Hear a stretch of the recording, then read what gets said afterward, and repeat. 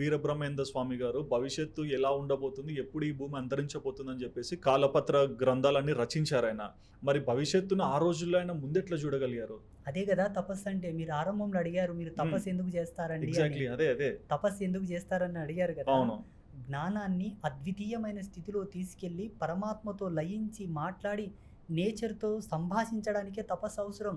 అంటే any person, ఉమ్, ఎవరైనా సరే, భూప్రపంచంలో మానవుడు నేచర్ని అర్థం చేసుకోవాలంటే రీసెర్చ్లు కాదండి, తపస్సు కావాలి, స్పిరిచువల్ రీసెర్చ్ కావాలి.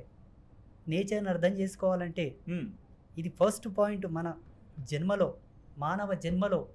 అది పాశ్చాత్యుల, ఇండియన్సా, హిందూయిజమా, ఇంగోయిజమా ఏది కాదు, తపస్సే. ఏంటి తపస్సుకు మూలార్థం? మౌన సంభాషణ, ఆంతరంగిక తర్కం, ఆంతరంగిక సంభాషణనే తపస్సు. దానికి ఒక చాంటింగ్ ఉంటుంది, అదే మంత్ర.